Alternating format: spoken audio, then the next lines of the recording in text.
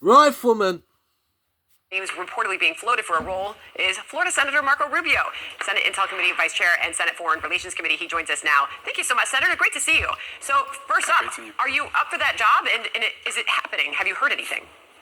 Well, first of all, like anything that happens under any Trump administration, there's one person that'll make those decisions, and his name's Donald Trump. And he's been focused on winning an election, not what's going to happen next. He's got great people working on that. The answer to that question is, I don't know. I haven't talked to them about any of that, but obviously, that's the season we now enter into in speculation. I know I'm in the Senate, and I know that in the Senate, I'm going to be there ready to work and get a lot of these good things done that are going to require legislative action. But the other stuff, they'll play it. So he's got to make great choices.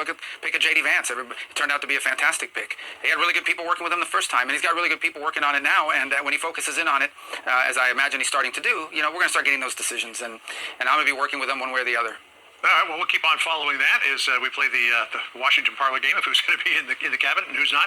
You probably heard Peter Doocy's report just a moment ago about the rise of the resistance. Got Kathy Hochul, Letitia James, Gavin Newsom out in California is calling a special session in the legislature to try to Trump-proof California. I feel like I'm watching a Star Wars movie here. The resistance is gathering already against the Trump presidency. What does he need to do, Senator, in order to govern effectively? Because he's going to have all these people try to upset the apple cart. Well, first of all, resistance to what? Resistance to what the American people just voted for? In the history of the Republic, no candidate for president has been clearer about what they're going to do in the simplest language possible. He's going to secure the border. He's going to bring down prices for energy and other things in America. And he's going to make us strong in the world so that we don't have a war. He's been very clear about this. No one's been more explicit. And people voted for that overwhelmingly. This is a landslide. It's an electoral college landslide. He won the popular vote. Even in states that he didn't win, Virginia, New Jersey. These are states that became incredibly more competitive. Even the state of New York was more competitive. So what are they? A resistance to the American people? This is their attitude. Their attitude is, you guys are a bunch of dummies. We're really smart people. We know what's best for you. You don't even know what's best for yourselves. And that's why they lost this election, and that's why they're going to continue to lose elections as long as they adopt that attitude. A resistance to what? You played earlier clips of whatever Attorney General she is in New York, the mayor as well, the governor as well. These are just Democrat politicians that sense opportunity. Their party is down. This is a chance for them to step up and make themselves the face of the future of the Democratic Party. But I keep asking, they were resisting what? They are resistance to the American people that just voted Donald Trump into office overwhelmingly. Senator, it's been a while since we've had you on and had the chance to chat, and obviously this is just a couple of days after a very historic moment for the country. How would you describe this moment for your party? Well, the Republican Party has fundamentally been remade in a very positive way. It reflects a multi-ethnic, multicultural coalition of Americans, united by that. I think it's an example that our primary identity as people is not our ethnicity or our skin color. Okay, it is the fact that we're mothers and fathers, that we're small business owners, that we're workers and employees who work for wages, who have to pay bills, who want their kids to have a better future, but are struggling with the cost of housing and everything else, who are worried about some war breaking out that might suck their children into serving in combat, who are worried about these things very deeply. And by the way, in Hispanic communities in particular, deeply worried that some criminal from somewhere in the world gets into this country illegally and comes to your neighborhood and murders someone that you love, because it's happened, and that's the neighborhoods that many of them are going to. So the Republican Party now reflects this governing coalition for the country. Now we have to turn that into action. That helps you win an election. Now you have to do the things that respond to why people voted this way in the first place. And if you do that, I think it helps not just strengthen the Republican Party. I think it gives us a governing coalition that starts to break some of the gridlock that has kept us from doing meaningful things for our country in a long time. But that's the opportunity. We got to go out and do it, right? But I feel good about it, but now we've got the actual work to do. Yeah. To your point about the Republican Party sort of growing the tent here, there's a couple of things I wanted to take a look at in terms of the election results. First of all, Starr County, Texas. Here's the results over the last 3 elections. 2016, this is a heavily Hispanic district. 2016, Clinton beat Trump 79-19. Biden beat him 52-47. But look at this. The county flipped. 57-41 in Trump's favor. Now let's look at your home state, Florida. 2016, Trump won at 49-47. He won at 51-48 in 2020. But then look at this. On Tuesday, he won at 56 to 43%. And a large part of that was Hispanic voters, particularly in Miami-Dade County, saying, you know what, Trump's our guy. If you can grow the Hispanic vote that quickly, what does that bode for the future for a Republican Party that just 3 years ago, Democrats were saying will never win another election because it's so fractured? Well, I think it begins, but my free advice to Democrats is fire all these consultants, pollsters, and so-called experts that gave you advice on how to reach the Hispanic vote, because they don't know jack, okay? The truth of the matter is that Hispanic voters are not in favor of illegal immigration. They are not in favor of uncontrolled immigration into our country. They're not in favor of allowing criminals to roam our streets and kill, murder, rape. They're not in favor of any of those things. Hispanic voters are not in favor of high prices, that it makes life unaffordable, and they're not in favor of policies that send our jobs to other countries. And you know what? Neither are most Americans. So here's the headline: Hispanic Americans are Americans, and they believe and feel about these issues the way all Americans feel. And I think that extends to other communities as well. It goes back to my earlier point. Our primary identity is not the color of our skin. It's not our ethnicity. It is how we live our life on a daily basis, and it's hard for everyday people. So yeah, they had all these great endorsers.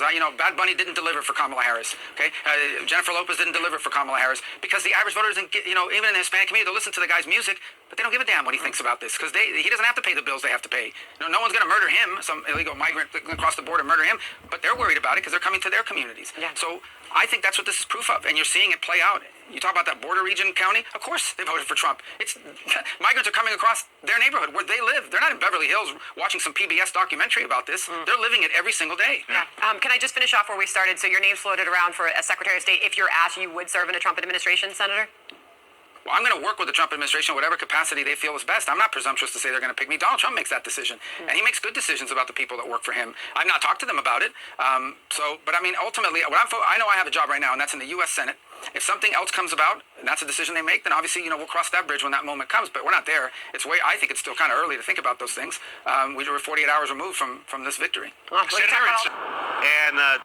think they took the Latino vote for granted, and they saw through her lies. She got caught too many times lying, and people have woken up. They said, I think they took the Latino vote for granted, and they saw through her lies. She got caught too many times lying, and people have woken up. They said, I said, we go to HEB, and we came by a fajita for $2.99 when Trump was there. That's supposed now it's anywhere between $8.99 to $10.99. I would say out of 50 cars that hung at us, we'll probably get one or two that's negative reaction. All the rest are, thumbs up, positive reaction. So that's when we saw that, we knew that we were going to get a red county this time. So yeah. Now the Democrat Party is a totally different party, and they forgot about the small people, I think, and it's very, very different. And most of the population, or the Hispanic population, they're conservative. We are conservative people, and the Democrat has gone way to the left, too extreme. Immigration, the illegal immigration, we see people just, the river's about half a mile down the road, and we see people, crossing all over the place, and that worries us because sometimes we have to be on the lookout at home. Sometimes you don't even feel safe, because of the people that are crossing. I've had people go through my yard. He's not a politician that tells you what you want to hear. Yeah, he's a little bit off base, but guess what? We're not voting for a Jesus Christ. We're not voting for somebody that's a sainthood. There doesn't exist. The guy has his flaws. He's human. He's made some mistakes. But we like the idea that he's a business guy. We had a lot of pushback. The old thing that if you're a Republican, you're racist, you want to be white, you're anti-women, blah, blah, blah. But so you can't say that the largest Hispanic county in the United States is racist. So that game doesn't play anymore. People are tired. What people want here, they want jobs. They want a good economy. They want inflation to go down. They want border security. They want oil and fuel. A lot of our young folks, young men, they go and work in Midland, Odessa, and they come back every 2 weeks. And they came back to vote. I saw a lot of them. Mr. Barrera, we came back just to vote. About three ended up coming to the stage. We were like, finally. We all kind of did a high five. We hugged. We drank beer. We celebrated. Combination of the two, but a lot more of the first one. It's a lot of I told you so. This was coming. We had a good read on the working class voter in this election cycle, and also just focusing on two core issues that you talked ad nauseum about throughout this election cycle, and that's immigration and inflation, right? And I think that their inroads, especially with Latino working class voters, Latino male working class voters, Lindsay and Doug, you have to go back to 2004 when George W. Bush won with 44% of the Latino vote in that election to really compare. That's like 20 years, right? And so they feel that there's been a realignment with the political structure now, the political landscape, especially now that they believe that they have the Latino voter in their coalition. This is something that we have not seen, and frankly, in 20 years. You've spent a lot of time on the trail this year. A lot of time with suitcases and in hotel rooms covering candidates in the Republican primary. And I think a lot of people, as much as a race has not been called, are digesting what is happening right now.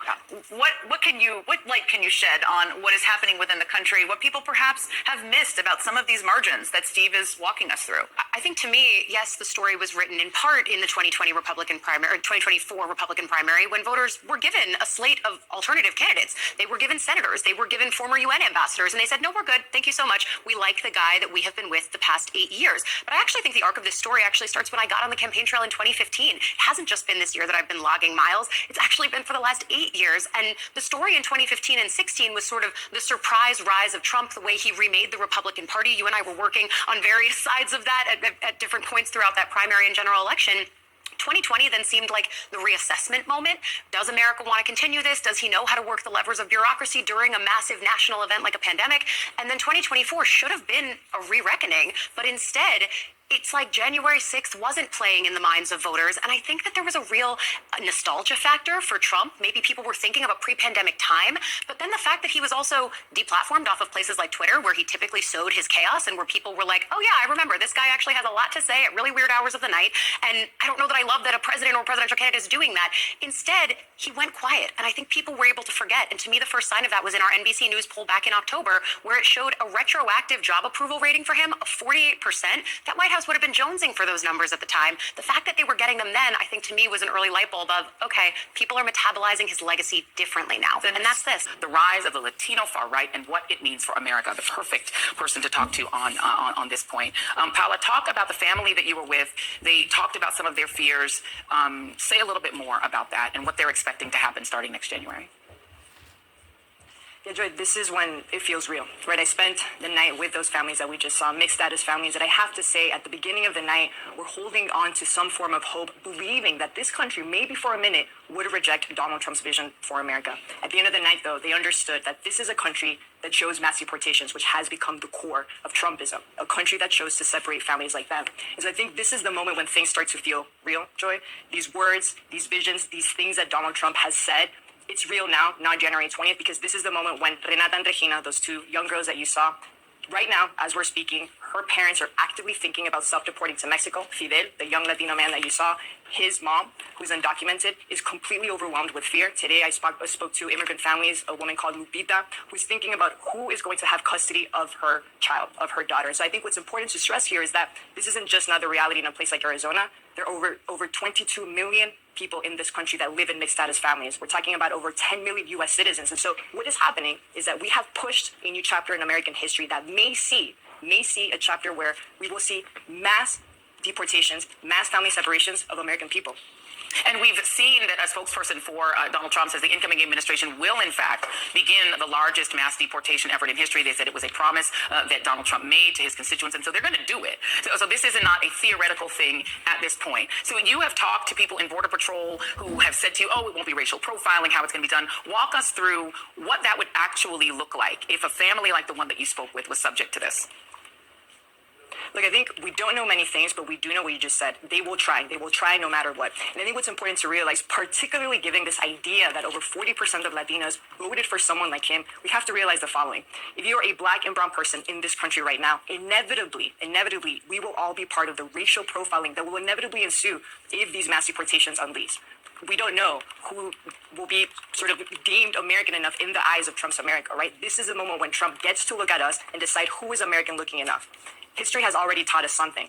You and I have talked about this, Joy. Operation Wetback taught us that they didn't just deport over 1 million Mexican immigrants. Part of those over 1 million people that were deported also included U.S. citizens. Why? Because it was an administration that literally targeted people that were Mexican looking. And so now we are staring at the real possibility, this real question that we've been talking to for many, many, many months at this point, which is who looks undocumented? Who looks like an immigrant? And we don't know the answer to that question, but we do know, to Rachel's point, that this is a time to organize, to resist, and to do what people in Arizona have done for a really long time, which is protect their immigrant communities. This is not new for them.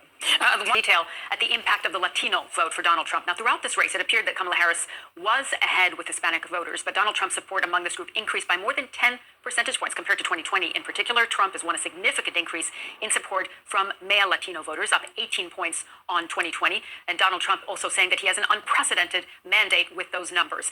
Let's speak now to Maria Hinojosa, Pulitzer Prize-winning journalist and founder of Futuro Media. Maria, really good to have you with us.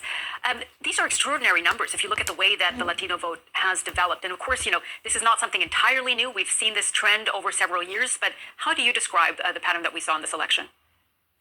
Well, there was a lot of misinformation and disinformation aimed very directly at Latino and Latina voters, whether in English or in Spanish. and this is something that I ended up reporting about, so I was able to witness firsthand. What do I mean by this? There was a barrage of YouTube, X, WhatsApp communications over the year, really, talking about how Donald Trump was an amazing businessman who knew what he was doing and was going to be able to fix the American economy, even at a time when, while inflation was happening, the economy in and of itself was growing and stable. Latinos connected with this. They heard the message about a country that, according to Trump, is having a huge economic collapse, and that he was going to be the person who was going to save it. And Latinos felt that the economy was their primary issue, and they believed what they were being told. Well, Maria, can I ask you this? Because, indeed, one of the criticisms of Democrats right now is that they continue to treat Hispanic voters as an identity group, where it is now such a broad and deep part of the U.S. that they do vote along the same lines as other populations on the economy, on crime, on public safety. Well, yes, but if you spoke to Latinos, as Latinos, actually using identity, a different conversation could have happened, right? The Democrats failed to meet that barrage of misinformation coming from the Trump campaign and right-wing sources. They failed to meet that with another vision. In other words, saying to Latino voters, precisely Kamala Harris, the daughter of immigrants, saying, I see you as immigrants. I see all the positivity that you bring. I see what Latinos contribute to the country. I see what you have done in terms of growing the economy. I understand that immigrants are not a drain. They're not criminals. Okay. They actually build the economy. If they would have given a different voice to the issue, we might have gotten a different result. But they So let me ask you this, Maria, because as I said, it's not a new trend. In 2016, Hillary Clinton winning Hispanic voters by a margin of 38 percentage points. By 2020, Joe Biden's margin had shrunk to 33 points. So we're talking also beyond this election cycle. What is it that Democrats, you think, are missing in the broader sense, not just in this cycle? Well, you have to understand that the Latino population writ large in the United States is the second largest voting cohort in the country. So what I've been saying over the past year is that you have to pay attention to the second largest voting cohort, because the numbers are not looking good. They're not looking in your favor. Instead of doing creative possibilities to find a different message, one that could connect, the Democratic Party, one, failed to meet that challenge, and two, did not have an alternative vision for Latino voters. They needed to take it seriously, and in my view, they didn't. And by the way, there's a lot of finger pointing that can go around. Honestly, in the U.S., my mainstream media colleagues treated this like a normal election. It was not a normal election. You have somebody who is a convicted felon, who talks like an authoritarian, who speaks dangerously. They might have wanted to meet that.